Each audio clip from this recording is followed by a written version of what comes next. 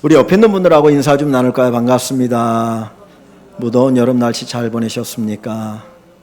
하나님께서 주시는 귀한 은혜가 있기를 소원합니다. 제가 아침에 교회를 오면서 이렇게 한 걸음 한 걸음 걸어오는데 갑자기 드는 생각이 있었어요. 하나님께 예배를 드리기 위해서 교회를 향해 가는 나의 발걸음을 하나님이 얼마나 기뻐하실까? 다른 곳을 가지 아니하고 하나님께 예배를 드리기 위해서 이 예배당에 오는 저의 모습을 보면서 야, 하나님이 기뻐하시겠구나. 이 생각을 하면서 여러분들이 교회를 나오실 때에 어떤 분들은 30분, 1시간 차를 타고 오시는 분들도 있고 5분, 10분 걸어오시는 분들도 있었을 것입니다. 그런데 분명한 것은 여러분은 의식하지 못했지만 여러분이 예배당을 향해서 나올 때 하나님이 그 모습을 보면서 기뻐하셨을 걸로 믿습니다. 아, 내가 사랑하는 내 아들이, 내 딸이 나를 예배하기 위해서 지금 예배당에 오고 있구나. 아, 참 좋다. 참 좋다. 하나님이 그렇게 바라보시고 기뻐하실 겁니다. 또 하나님께서 지금 이 자리에 있는 여러분들을 보면서, 우리를 보면서 하나님은 기뻐하실 것입니다. 그래, 내가 만나고 싶어 했던 이 예배 자리에서 이렇게 나를 예배한다니 너무나 좋구나. 그러면서 하나님이 기뻐하시고 여러분 한 분 한 분에게 큰 은혜 주실 줄 믿습니다. 이 시간 예배하면서 기대하는 마음, 하나님의 은혜를 기대하고 하나님의 복을 기대하는 마음으로 함께 예배드리기를 소원합니다. 요즘 이런 표현을 쓰기도 합니다. 손흥민이 손흥민했다. 대한민국이 대한민국했다. 이 이야기는 손흥민이라고 하는 축구 선수는 세계적인 선수이고 유럽에서 활약을 합니다. 아주 뛰어납니다. 그러다 보니까 아주 잘할 때 야, 진짜 이름값 했다. 확실히 손흥민은 달러. 이런 표현이 담겨 있는 말인 줄 압니다. 오늘 성경에 보면 히스기야라고 하는 사람이 나옵니다. 이 본문은 히스기야가 히스기야했다라고 이야기할 수 있는 아주 좋은 본문입니다. 히스기야는 어떤 사람인가? 히스기야는 남유다의 13번째 왕입니다. 아브라함의 후손들이 나라를 세우게 되죠. 애굽의 노예로 살다가 해방되어서 가나안 땅에 와서 나라를 세우게 되어지고 첫 번째 왕이 사울이요, 두 번째가 다윗이고 세 번째가 솔로몬입니다. 그런데 이 솔로몬이 죽고 난 후에 나라가 둘로 나뉘어져서 남과 북으로 나누어집니다. 솔로몬이 죽고 그 후에 느호봄이라고 하는 솔로몬의 아들이 왕이 됐을 때 수많은 사람들이 몰려와서 그 왕에게 요청을 합니다. 당신의 아버지 솔로몬이 세금을 많이 걷었습니다. 노역을 너무나 많이 시켰습니다. 그래서 우리의 허리가 휠 정도입니다. 살기가 어렵습니다. 그러니 세금도 좀 깎아주고 노역도 조금만 시켰으면 좋겠습니다. 요청을 하였지만 르호보암이 거절할 때에 결국 나라가 두 쪽이 나서 남과 북으로 나눠집니다. 북쪽을 이스라엘이라고 하고 남쪽을 유다라고 합니다. 이 남쪽의 유다의 13번째 왕이 이 히스기야입니다. 이 히스기야가 왕이 될 때에 이스라엘, 남유다는 정말 어려운 상태였습니다. 이 아버지 아스라고 하는 왕이 이 북쪽에 있는 북이스라엘과 아람이라고 하는 나라가 연합해서 이 남유다를 치려고 하니까 자기의 힘이 없는 거예요. 마치 오늘날 우리의 상황으로 얘기하면 북한과 중국이 연합해서 우리 남한을 치려고 할 때 힘이 없잖아요. 대항할 힘이 없으니까 다른 나라의 힘을 빌려오는 겁니다. 미국의 힘을 빌려오는 것처럼 이 아스 왕이 아수르에게 요청을 했습니다. 우리를 좀 도와달라. 우리가 당신에게 충분하게 보상하고 조공을 바칠 테니 우리를 도와달라고 요청을 해서 아수르가 남유다를 지킨다고 들어옵니다. 그런데 이것이 단순히 들어오는 것이 아니라 아수르의 속국이 되어버린 거예요. 그래서 아수르에게 조공을 바쳐야 되었고 아수르가 허락하면 할 수 있는 일들이 많아지게 됩니다. 마치 우리나라가 조선시대에 명나라나 청나라의 어떤 지배 아래 있지 않습니까? 그래서 왕을 세우거나 세자를 세울 때 사람을 보내가지고 이번에 세자를 이렇게 세우려고 합니다. 왕을 이렇게 세우려고 하면 그 명나라가 허락해줘야 세자가 되거나 왕이 될 수 있는 것처럼 철저한 속국이 되었습니다. 힘이 없는 그런 상태에 빠지게 되었습니다. 뿐만 아니라 종교적으로도 신앙적으로도 아주 타락해서 우상 숭배가 만연하게 되었습니다. 하나님을 섬기는 신앙이 아니라 바알과 아세라와 또는 몰록이라고 하는 우상을 섬기게 됩니다. 이 히스기야의 아버지 아하스는 이 아수르를 의지하다 보니까 아수르의 신들을 수입을 합니다.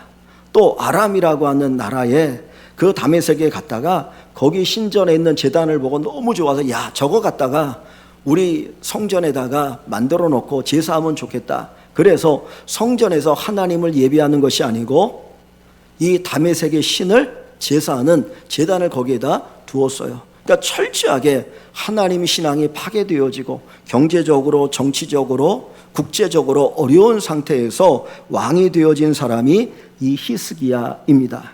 그런데 오늘 성경은 그 히스기야가 히스기야했다. 즉 다시 말하면 히스기야가 히스기야다웠다. 신실한 믿음을 가졌다라고 우리에게 가르쳐 줍니다. 이스라엘에서 왕은 하나님이 세우십니다. 하나님께서 선지자를 통해서 기름을 부어서 왕을 세우면 그가 왕이 되어지는 거예요. 그런데 하나님께서 기름을 부어서 왕을 세우시는 것은 네가 이스라엘의 왕이고 난 유다의 왕이지만 실제적인 왕은 나 여호와다라고 하는 것을 의미하는 것입니다. 하나님을 대리한 통치자로서 왕이 있는 것이지 그 왕 자신이 진짜 왕은 아니라는 거예요.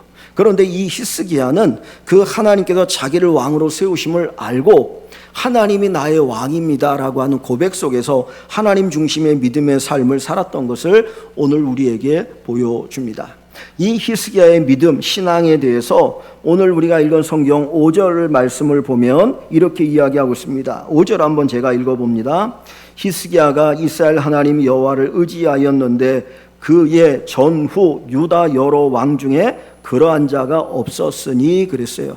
히스기야 이전에도 히스기야처럼 하나님을 잘 섬긴 왕이 없었고 이후에도 하나님을 잘 섬긴 왕이 없다라고 이야기합니다. 그만큼 하나님 보실 때 뛰어난 믿음의 사람이 히스기야입니다.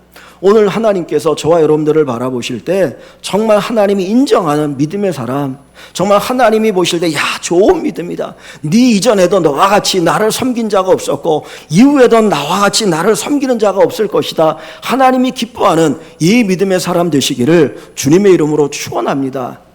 우리들도 히스기야처럼 히스기야는 그런 은혜가 있기를 주의 이름으로 소원합니다. 오늘 본문에 보면 이 히스기야가 히스기야했다는 하나님을 진심으로 잘 섬겼다는 모습을 우리에게 보여주는 것이 있는데 첫 번째가 여기 3절 말씀에 보면 히스기야가 여호와 앞에 정직하게 행하여 라고 표현하고 있습니다. 3절을 같이 한번 읽어봅니다. 3절 히스기야가 그의 조상 다윗의 모든 행위와 같이 여호와께서 보시기에 정직하게 행하여 아멘. 여호와 하나님 보시기에 정직히 행하였다. 사실 정직이라고 하는 것은 모든 사람에게 요구되는 성품이요 덕목입니다. 지도자라면 더 정직해야 하지요. 사실 우리가 살아가면서 많은 지도자를 보지만 정직하지 못한 지도자도 보고 실망스러운 지도자도 볼 때가 있어요. 지도자는 정직해야 합니다. 근데 히스기야를 가리켜 정직했다라고 이야기하는데 하나님 여호와 앞에 여호와께서 보시기에 정직했다라고 표현하고 있습니다. 이것은 단순히 윤리 도덕적으로 정직했다라는 말이 아니에요. 하나님 앞에 정직했다라고 얘기하면서 4절을 보시면 이런 표현이 있습니다. 4절 그가 여러 산당들을 제거하며 주상을 깨트리며 아세라 목상을 찍으며 모세가 만들었던 놋뱀을 이스라엘 자손이 이때까지 향하여 분향함으로 그것을 부수고 누스단이라 일컬었더라. 한마디로 말하면 뭐 한 거예요? 우상을 파괴한 거예요.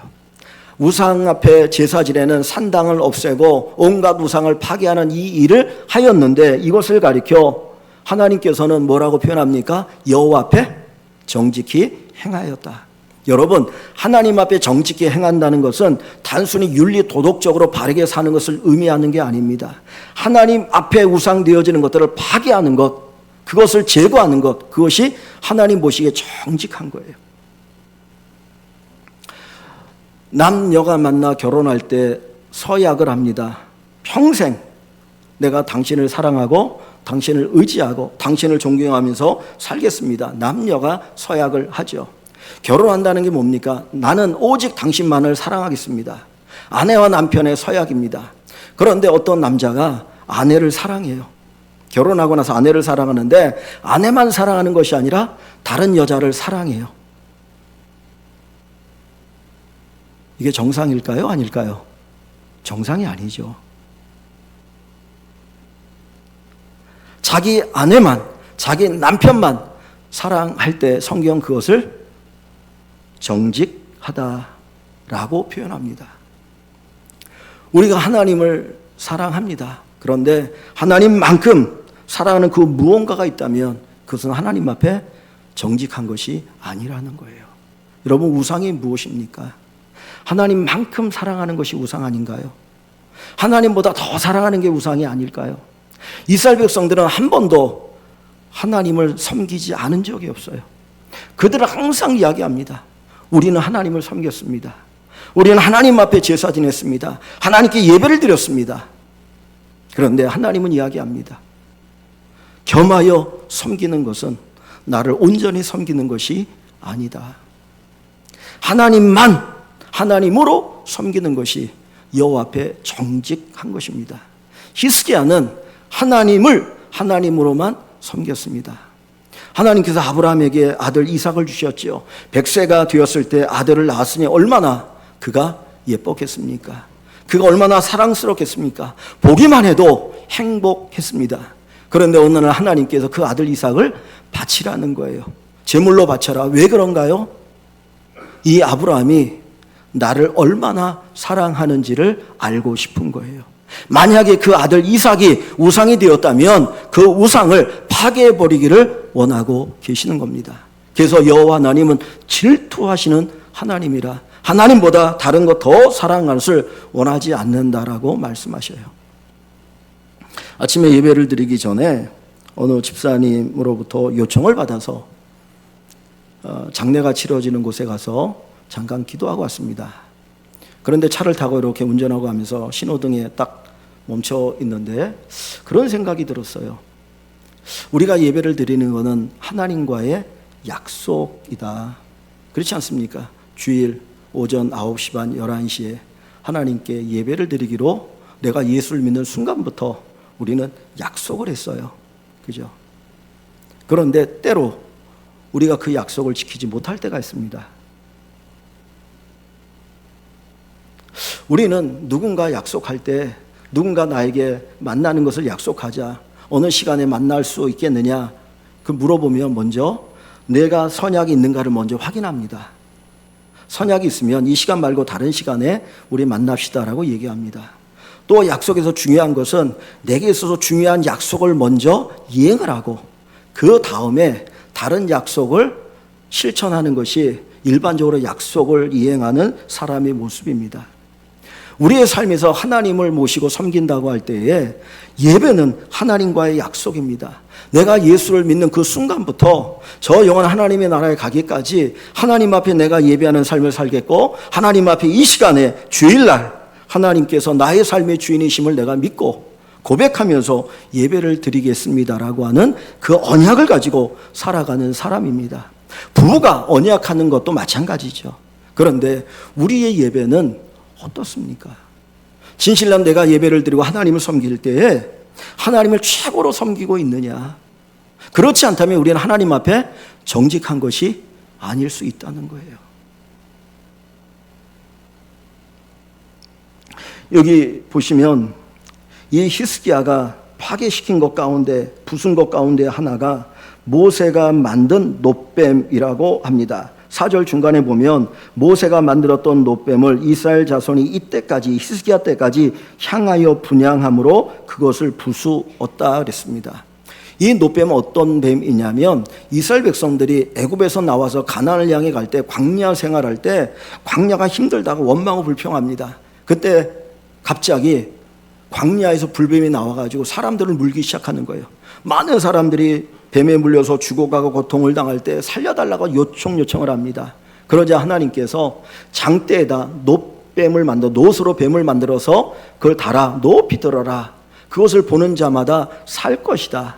그래서 그것을 보는 자들이 다 살았어요. 예수님께서 이 노뱀의 이야기를 자기 자신이 십자가에 달리는 것으로 표현하십니다. 그런데 이 히스기야는 BC 700년 때의 사람이고 모세는 BC 1400년 때의 사람이에요. 이 사람들이 노뱀을 보고 하나님의 은혜로 구원받은 것을 감사해서 그 노뱀을 소중히 여깁니다. 노뱀을 보면서 우리가 죽어야 되는데 하나님 우리를 살려주셔서 감사하다. 우리가 이 노뱀을 보면서 하나님의 은혜를 기억하자라고 생각하여서 노뱀을 버리지 않고 그것을 고이고이 간직했어요.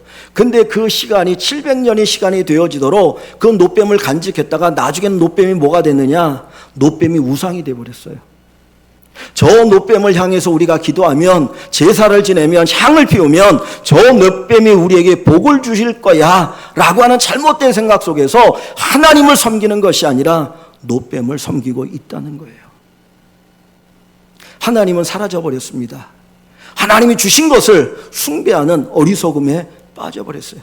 선물을 주신 하나님이 우리가 섬겨야 할 대상인데 그 하나님을 섬기는 것이 아니라 그 선물에 목을 메고 선물이 전부인 것처럼 어리석게 살아갔던 삶이 바로 이들의 삶이었어요. 이것을 가리켜 우상 숭배라고 이야기합니다. 여러분, 우리가 하나님을 믿습니다. 저도 여러분들도 하나님을 믿죠. 하나님께 복 받기를 원합니다. 하나님 우리 인생에 복을 주시길 원합니다. 그러나 복이 목적이 되어서는 안 됩니다. 복을 주신 하나님이 우리가 섬기는 우리의 섬김의 대상이 되어야 합니다. 그럴 때 바로 정직하다라고 이야기할 수가 있습니다. 사랑하는 성도 여러분, 여러분들로 하여금 하나님께 여러분의 마음을 드리지 못하도록 가로막고 있는 게 무엇입니까? 내가 온전히 하나님을 예배하지 못하고 섬기지 못하고 하나님을 나의 주로 모시지 못하도록 만드는 것이 무엇입니까? 그것을 부수지 않고는 우리가 온전히 하나님을 섬길 수가 없습니다. 이 히스기야가 산당을 파괴하고 바알이나 아세라 신상들을 파괴할 때 백성들이 좋아했을까요? 싫어했을까요? 좋아했을까요? 싫어했을까요? 싫어했죠. 이제까지 쭉 바알을 섬겼고 아세라를 섬겼고 그리고 온갖 신상들을 섬겼는데 어느 날 갑자기 히스기야가 왕이 되더니 다 부숴버린다는 거예요. 그때 백성들의 마음에는 뭐가 있겠습니까? 두려움이 있죠. 아니 저것들을 부숴버리면 그 재앙이 우리에게 임하면 어떡하겠느냐? 두려움이 있을 거예요. 우리가 성경 앞부분에 보면 사사기에 보면 기드온이 사사로 부름받을 때 하나님께서 어떻게 합니까? 바알의 신상을 깨부수게 해요. 그랬더니 막 동네가 난리가 난 거예요. 어떤 놈이냐고, 데려오라고, 우리가 죽여버리겠다고. 바알이 우리에게 재앙을 내리면 어떡하겠느냐고. 그랬으니 이 백성들이 얼마나 저항을 했겠습니까? 산당을 파괴시키는 것 몸으로 막았을 거예요. 그러나 히스기야는 부숴버렸습니다. 여러분, 우리가 섬기는 우상을 파괴할 때에 저항이 있어요. 다른 사람들이나 세상의 저항도 있지만 내가 저항합니다. 내가 이제까지 이렇게 살았는데 내가 하나님도 섬겼고 이거 좋아하는 거 이것도 섬기고 인생도 즐기며 살아야지 꼭 내 인생 전부를 하나님 앞에 쏟아부을 필요가 뭐가 있느냐? 저항하는 거예요. 1년 52주 꼬박 주님 앞에 나와 예배드려야 돼. 그게 무슨 인생의 의미가 있고 재미가 있어? 누가 저항해요? 내가 저항해요. 그 저항을 이기지 않으면 우리는 하나님 앞에 정직할 수 없습니다. 사랑하는 성도 여러분, 하나님 앞에 정직한 분들이 되기를 바랍니다. 사탕발림으로 하나님 사랑합니다. 저 하나님 사랑해요. 그렇게 말하는 입으로만 립서비스하는 신앙이 아니라 우리 중심으로부터 하나님만을 최고로 사랑하는 그런 은혜가 우리 모든 성도 여러분들에게 있기를 주의 이름으로 축원합니다. 두 번째로 이 히스기야의 귀한 신앙은 하나님을 의지했고 하나님과 연합한 신앙이었습니다. 자, 5절, 6절 두 절 말씀을 같이 읽어봅니다. 5절과 6절. 히스기야가 이스라엘 하나님 여호와를 의지하였는데 그의 전후 유다 여러 왕 중에 그러한 자가 없었으니 곧 그가 여호와께 연합하여 그에게서 떠나지 아니하고 여호와께서 모세에게 명령하신 계명을 지켰더라. 아멘. 이 히스기야의 신앙의 두 번째 모습을 우리에게 보여준 데 하나는 여호와를 의지했다. 또 하나는 여호와와 연합했다라고 가르쳐 줍니다. 의지하다는 것은 누군가를 내가 기댈 때 그것을 의지하다라고 얘기하죠. 내가 기대고 싶은 분, 하나님이 히스기야가 기대고 싶은 분이었어요. 하나님이 전능하신 것을 믿었기 때문에 그분을 기댑니다. 의지하다라고 하는 이 단어는 어떤 뜻이 두 가지가 있는데 하나는 확고하게 신뢰하다예요. 확고하게 신뢰하다. 저 하나님이 나를 도우실 수 있다는 믿음이 있어서 확고하게 그분을 신뢰하는 거예요. 이 아버지 아하스는 하나님이 신뢰하지 못했기 때문에 누구를 의지했습니까? 아수르를 의지했어요. 아수르에게 조공을 바치면서 아수르의 속국이 되면서도 그 아수르를 의지하고 살았던 사람이 아버지 아하스 왕이에요. 그러나 히스기야는 그 아수르를 의지 않고 하나님을 의지했습니다. 확고하게 하나님을 신뢰했어요. 그래서 이 의지하다라고 하는 이 단어는 어떤 의미가 있냐면 안전함을 느낀다, 피신처로 삼다 하는 의미가 있어요. 즉 우리가 여호와 하나님을 의지할 때 하나님이 우리의 피난처가 되십니다. 하나님께서 우리를 안전하게 지켜주십니다. 그래서 시편에 보면 시인이 고백할 때 여호와는 나의 피난처시요 나의 요새시요 나의 방패시요 나의 반석이시오라고 표현하거든요. 그 모든 이야기는 결국 뭐냐? 하나님께서 나를 지켜주시는 분이다 하는 거예요. 이 히스기야가 하나님을 의지했던 이유는 단 한 가지, 하나님이 나의 피난처가 되시기 때문이에요. 하나님이 나를 도우시는 분이기 때문이에요. 그래서 그는 하나님을 의지했습니다. 또 하나님을 의지할 뿐만 아니라 히스기야는 여호와께 연합했다, 붙었다는 거예요. 붙었다. 여러분, 사랑하면 어떻게 됩니까? 붙어야죠. 연인이 사랑하면 우리 함께 삽시다, 우리 떨어지지 말고 같이 삽시다, 붙는 거 아닙니까? 연합이잖아요. 그래서 이 연합이라는 단어가 창세기에 보면 아담과 하와가 부부가 될 때 남자 여자가 부모를 떠나 한 몸을 이룰지라고 할 때 이 연합이라는 단어를 쓰는 거예요. 이 연합은 떨어질 수가 없는 거예요. 떨어지면 둘 다 망가지는 겁니다. 결코 떨어질 수 없는 것이에요. 그래서 이 히스기야는 하나님 앞에 딱 달라붙었어요. 하나님으로부터 은혜를 받고 힘을 얻어서 살아가는 삶을 살게 되었던 거예요. 그래서 하나님이 히스기야를 기뻐하고 히스기야를 좋아하셨던 것입니다. 그 하나님께서 모세를 통해서 성막을 짓게 하시죠. 솔로몬은 성전 건물을 짓고 모세는 천막으로 하나님께 예배하는 성막을 지었습니다. 근데 성막을 구조를 보면 마당에 있는 여러 가지들도 있지만 이 텐트로 되어진 그 안에 성소가 있고 지성소가 있어요. 그냥 그 성막으로 얘기하면 여러분들이 앉아 있는 곳이 성소라고 얘기할 수 있고 여기를 지성소라고 얘기할 수 있어요. 그래서 성소에는 여기 분향단이 있어가지고 향을 피우는 데가 있고 떡상이 있어서 떡을 일주일에 한 번씩 이제 거기에다 진설해 놓는 게 있고 촛대가 있습니다. 그리고 성소와 지성소를 구분하는 휘장, 천막이 이렇게 쳐져 있고 이 안에 지성소 안에는 법궤가 있어요. 지성소는 가장 중요한 것이고 하나님이 임재하는 것을 상징하는 곳인데 거기에 법궤, 즉 하나님의 법이 담겨있는 상자 또는 언약궤, 하나님께서 이스라엘 백성들과 우리와 맺으신 언약에 담겨있는 상자가 있습니다. 거기에 뭐가 들어있느냐 하면 십계명이 들어있어요. 십계명은 하나님이 우리와 맺으신 언약을 얘기하는 거예요. 단순히 10가지 너희가 해라 그걸 얘기하는 게 아니고, 그런데 그 십계명 하나님의 말씀을 담는 이 언약궤를 뭘로 만들었냐면 나무로 만들고 그 후에 거기에다가 금으로 다 이렇게 쌉니다. 그러니까 겉으로 보면 금인데 그 안에는 나무로 되어 있어요. 이 법궤가 사실은 우리를 상징하는 거예요. 근데 그 금으로 싼 그 법궤를 만드는 나무가 어떤 나무냐면 시딤 나무라 그래요. 시띠나무, 다른 말로 하면 조각목이라고 성경에 나옵니다.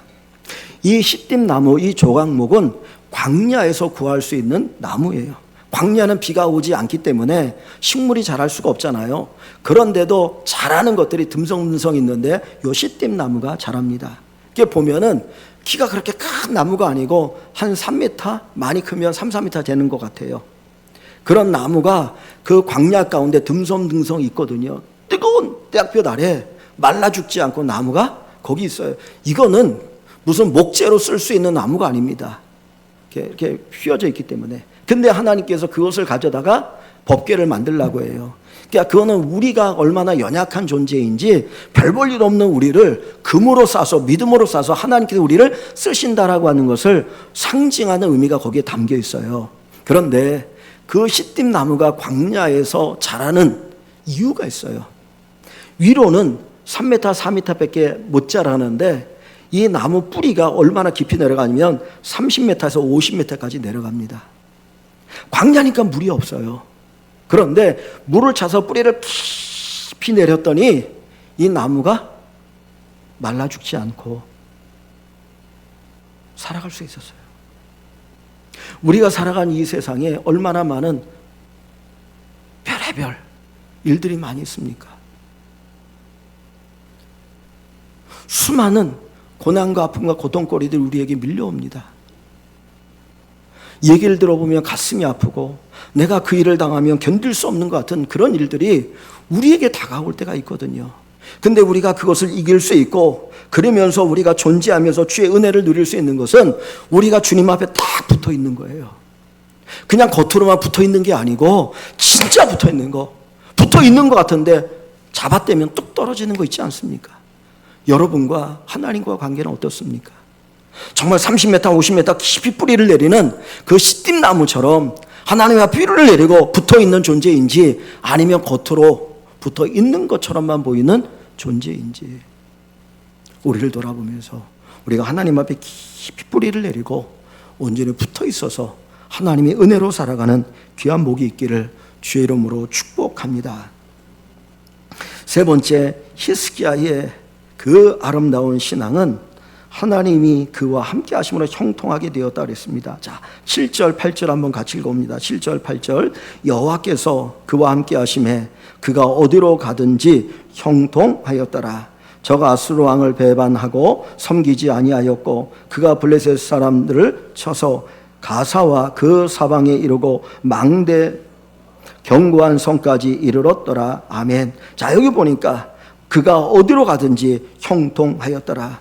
그 히스기야의 믿음, 그 하나님 앞에 정직히 행하고 하나님과 하나님을 의지하고 연합한 그 히스기야를 하나님이 함께 하셔서 그가 어디로 가든지 형통하게 하셨다는 거예요. 형통이라는 단어가 다른 말로 하면 성공이라는 단어입니다. 성공하게 하셨더라. 하나님이 그를 성공하게 하셨더라. 자, 성공했더니 어떤 일이 그가 있습니까? 그가 아수르 왕을 배반하고 섬기지 아니하였어요. 아수르 왕을 이전에는 섬겼습니다. 조공을 바쳤습니다. 그런데 하나님을 의지하고 나서 섬기지 않고 하나님이 이 유다를, 히스기야를 지켜주셔요. 한 번은 아수르 왕 사네립이 군대를 이끌고 남유다를 치기 위해서 왔습니다. 근데 그 군대의 군인의 숫자가 얼마가 되냐면 18만 5천이에요. 여러분, 지금 우리나라의 군인 숫자가 몇만입니까? 몇만 정도 된다고 그러죠? 한 50만 정도 되지 않습니까? 50여만이라고 얘기하거든요. 60만이 안 돼요. 줄었으니까. 그러면 18만 5천이면 우리나라 군인의 3분의 1 이상이 되는 거예요. 그 많은 군인이 예루살렘을 함락시키기 위해서 포위했었는데 갑자기 하룻밤 사이에 다 몰살합니다. 어떤 전염병이 돌았는지 무슨 일이 있었는지 모르지만 하나님이 천사를 보내셔서 아수르 군대를 칠 때에 하룻밤 사이에 18만 5천이 다 죽어버렸어요. 그리고 그것을 보고 놀라가지고 아수르 왕 사네립이 걸어마 나 살려라. 그리고 아수르 땅에 돌아갔다가 자기가 섬기는 신에게 제사를 드리다가 신하에 살해되어 죽습니다. 이스라엘을 괴롭혔던 나라 가운데 하나가 블레셋이에요. 남쪽에 있으면서 계속해서 침략을 하고 약탈을 해가거든요. 그런데 하나님께서 이 히스기야가 왕일 때에 이 블레셋 땅까지 나라가 더 확장되게 하셨어요. 뭘 보여줍니까? 하나님 앞에 신실함으로 살아갈 때 하나님께서 그와 함께 하셨고 그의 삶을 형통하게 하심을 우리에게 보여줍니다. 여러분, 하나님께서 여러분의 삶을 형통케 하시는 은혜가 있기를 주의 이름으로 축원합니다. 그래서 히스기야가 히스기야 했다. 히스기야가 히스기야 했다라고 제가 표현했습니다. 근데 오늘 본문에 보면 히스기야가 나오고 히스기야의 주변에 인물이 나오죠. 그의 아버지, 그의 어머니, 그리고 그 어머니를 낳은 그 외할아버지의 이름이 나옵니다. 자, 1절과 2절을 제가 한번 읽어볼게요. 이스라엘 왕 엘라의 아들 호세아 제3년에 유다 왕 아하스의 아들 히스기야가 왕이 되니라. 히스기야의 아버지의 이름이 아하스예요. 2절에 그가 왕이 될 때 나이가 25세라 예루살렘에서 29년간을 다스리니라. 그의 어머니의 이름은 뭐예요? 아비요. 아비. 그의 외할아버지는 스가리야라 되어 있어요. 네 사람의 이름이 나와요. 그죠? 연결되어진. 그런데 우리가 성경을 읽다 보면 이름의 뜻이 있다라는 것을 알 수 있어요. 그 이름의 뜻을 가지고 우리가 언어 유희라고 하는 것을 생각하게 되어지는데 히스기야의 이름의 뜻이 뭐냐면 여호와께서 강하게 하신다. 여호와께서 강하게 하신다라는 뜻이에요. 히스기야가 우상을 타파하고 하나님을 온전히 섬길 수 있었고 이 블레셋을 무찔고 그리고 아수라 전쟁에 승리할 수 있었던 것은 누가 히스기야를 강하게 하신 거예요? 여호와께서 강하게 하신 거예요. 여호와께서 강하게 하신 겁니다. 아하스라고 하는 이름은 여호와께서 붙드신다. 여호와께서 붙드신다라는 의미가 있어요. 내가 힘이 없어 쓰러지려고 할 때 탁 붙들어 주지 않습니까? 하나님이 붙들어 주신다는 거예요.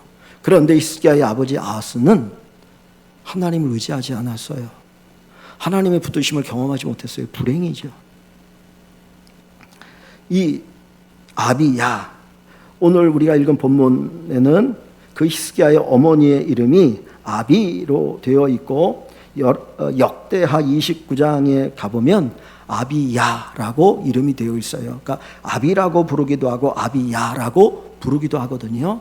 근데 이 아비야라고 하는 이름의 뜻이 뭐냐면 하나님 여호와가 나의 아버지시다. 여호와가 나의 아버지시다라고 하는 의미예요. 그리고 스가리야라고 하는 이 외할아버지의 이름의 뜻은 여호와는 기억하신다라는 거예요. 여호와는 기억하신다. 즉 이 이름의 뜻 네 가지를 살펴보면 히스기야가 하나님을 나의 아버지로 모시고 살아갈 때 하나님께서 히스기야의 아버지가 되셨고 히스기야를 지켜주셨고 히스기야에게 능력을 주셨다라는 거예요. 그래서 그가 왕이 될 때는 가장 어려운 상태에서 나라가 파탄날 그 위기 상태에서 왕이 되었지만 그가 왕이 되는 동안 그 나라가 더욱더 강성해져서 주변을 향하여서 힘을 뻗칠 수 있도록 하나님이 역사하신 것을 볼 수가 있습니다. 여러분, 이름값을 하며 살아가기를 원합니다. 우리에게 하나님이 주신 새 이름이 있어요. 저와 여러분들이 가지고 있는 그냥 이름, 우리가 부르는 그 이름 말고 우리에게는 어떤 이름이 있습니까? 그리스도인이라는 이름이 있어요. 그리스도인이라는 이름이 뭡니까? 그리스도에게 속한 사람, 그리스도가 나의 주인 되어진 사람, 그리스도 안에 거하는 사람, 그리스도인이라는 뜻입니다. 또 저희를 가리켜 성도라고 이야기합니다. 거룩한 무리들, 거룩한 사람들. 제자, 예수님의 제자라고도 이름합니다. 예수님을 닮아서 예수님처럼 살아가는 사람들이죠. 우리에게 주어진 이름답게 살아가면 하나님께서 우리의 삶을 책임져 주십니다. 하나님께서 우리를 강하게 하십니다. 하나님이 우리의 힘이 되십니다. 하나님이 우리의 능력이 되십니다. 히스기야가 무슨 힘으로 그 나라를 강하게 할 수 있겠습니까? 나라가 발전할 수 있겠습니까? 그가 하나님 앞에 하나님 온전히 의지하고 하나님과 연합되어서 하나님 앞에 정직히 행할 때 하나님이 그와 함께 하셔서 형통케 하시니까 그렇게 되어지는 것입니다. 오늘 예배하는 우리 모든 성도 여러분들이 정말 우리에게 주신 이 이름에 어울리는 삶을 꼭 살아가기를 소원합니다.